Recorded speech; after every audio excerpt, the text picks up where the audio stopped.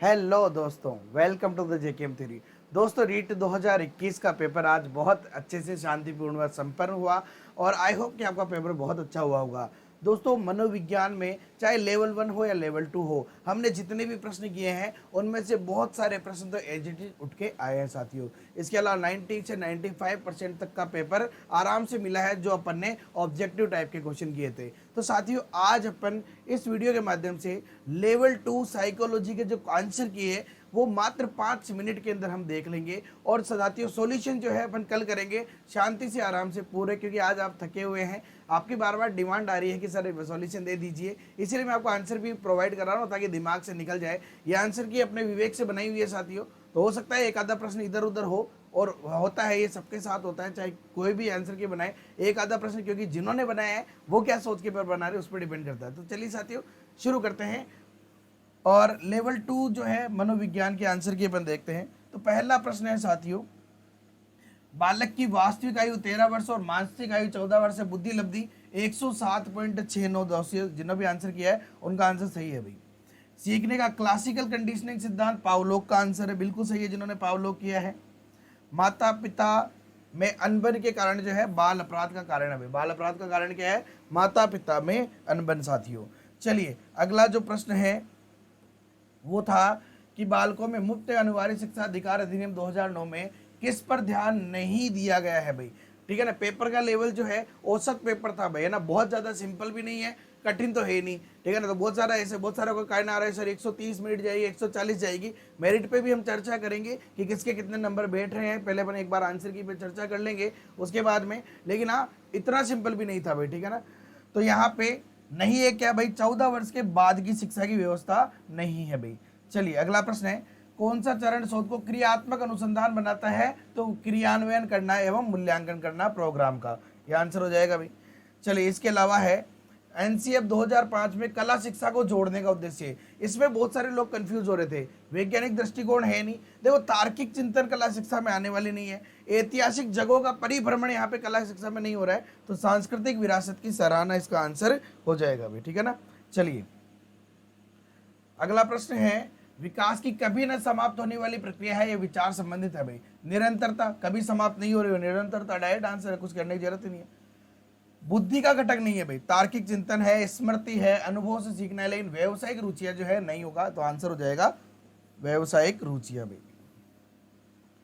तो निम्नलिखित में से बालक की कौन सी प्रक्रिया मनोगत्यात्मक नहीं है? देखो मनोगत्यात्मक नहीं है जिसमें गति भी हो रही है भाई, साइकोमोटर एक्टिविटी जिसमें गति भी हो रही है भाई। तो देखो लिखने में गति होती है, खेलने में गति होती है, गेंद फेंकने में भी गति होती है। बहुत सारों का कहना था कि सर गेंद जो फेंक रहे हैं यहाँ पे, गेंद तो सर कैसे अगर एक बॉलर गेंद फेंक रहा है उसकी एक स्ट्रेटेजी होती है भाई, लेकिन सोचने में गति नहीं हो रही है, ठीक है ना। मनोगत्यात्मक मानसिक है लेकिन गत्यात्मक नहीं है, तो सोचना आंसर हो जाएगा। व्याख्या अपन पूरी आराम से कल देखेंगे, मस्ती से लाइव करेंगे, अभी केवल आपको आंसर अवेलेबल करवा रहा हूं मैं।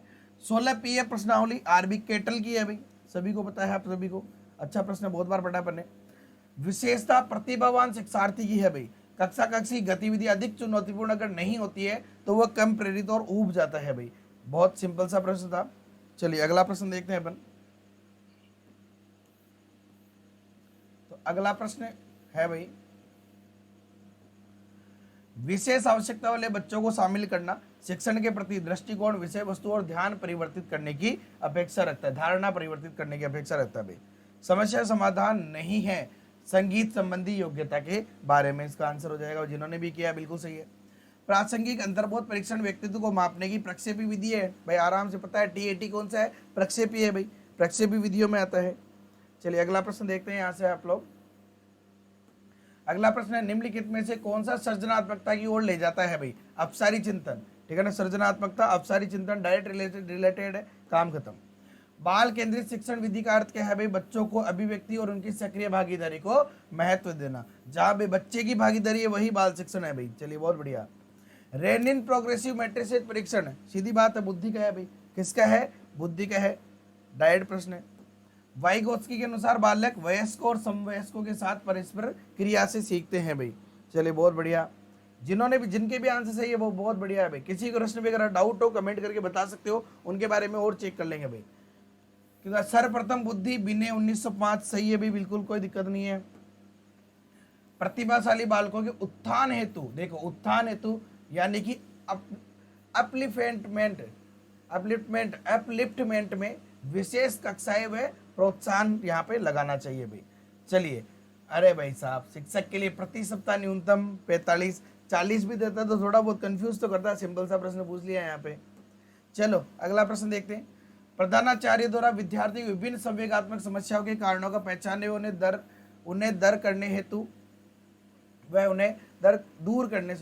दूर करने हेतु कौन सा अनुसंधान क्रियात्मक, विद्यालय के अंदर विद्यालय के लोगों द्वारा किया गया अनुसंधान क्रियात्मक अनुसंधान भी, कुछ टेंशन लेने की जरूरत ही नहीं है। अगला प्रश्न है परिणामों द्वारा सीखने संबंधित। देखो परिणाम के द्वारा सीखना, पहले उद्दीपन है ना, और उद्दीपन पहले क्रिया करता है, उसके बाद उसको उद्दीपन मिलता है, फिर उसको समझ में आता है कि अगर मैं ऐसा करूंगा तो मुझे ये मिलेगा। तो क्रिया प्रसूत है भाई। बहुत सारे लोगों ने यहाँ अंतर्दृष्टि कर दिया, बहुत सारे संज्ञानात्मक कर रहे हैं, नहीं क्रिया प्रसूत आंसर हो जाएगा भाई। जब हम वर्तमान आ गया स्कीमा यानी आत्मसातकरण, काम खत्म, बस कुछ करना ही नहीं है। लेकिन कौन सी प्रक्षेपी प्रेक्षण की विशेषता नहीं है? देखो प्रक्षेपी प्रेक्षण की बात करें, अनुक्रिया की स्वतंत्रता होती है, बिल्कुल होती है भाई। व्यक्तिपरक प्रत्यक्षण होता है, वस्तुनिष्ठ व्याख्या। देखिए प्रक्षेपी परीक्षण होता है, कार्ड्स दिखा रहे हैं उस समय वस्तुनिष्ठ व्याख्या होती है भाई बिल्कुल, लेकिन अस्पष्ट उद्दीपक नहीं होता है भाई, ठीक है ना।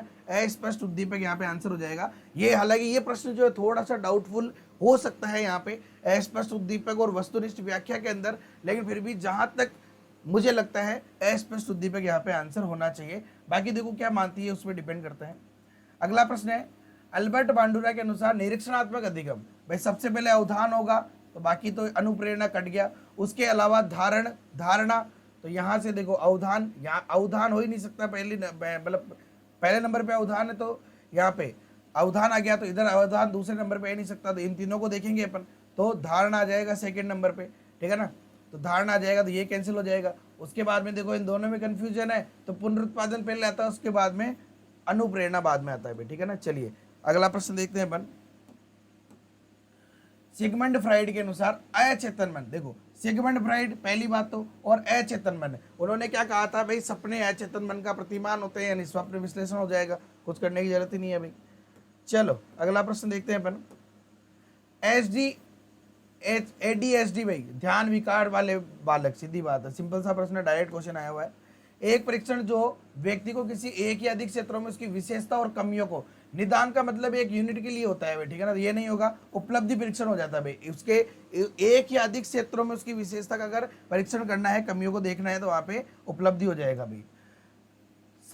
शिक्षा का अधिकार सम्मिलित है 86वें संविधान संशोधन में। तो साथियों ये था मनोविज्ञान का जो पेपर आपने दिया था, उसकी आंसर की मैं आपको बता रहा हूँ, और कल अपन इसका कंप्लीट सॉल्यूशन देखेंगे, बहुत ही शानदार तरीके से देखेंगे कि हमने क्या पढ़ा था, आप लोगों ने कैसे तैयारी करी, कैसा पेपर का लेवल था, ये सारी चीजें हम देखेंगे। दोस्तों ये वीडियो पसंद आए तो लाइक करें, अपने दोस्तों के साथ भी शेयर करें, ताकि उन्हें भी पता चले कि इसके क्या आंसर्स है। और साथियों चैनल पर रहे तो सब्सक्राइब कर लेना और बेल आइकन पर क्लिक करना है। ओके दोस्तों, have a nice day, thank you so much, जय हिंद, जय भारत।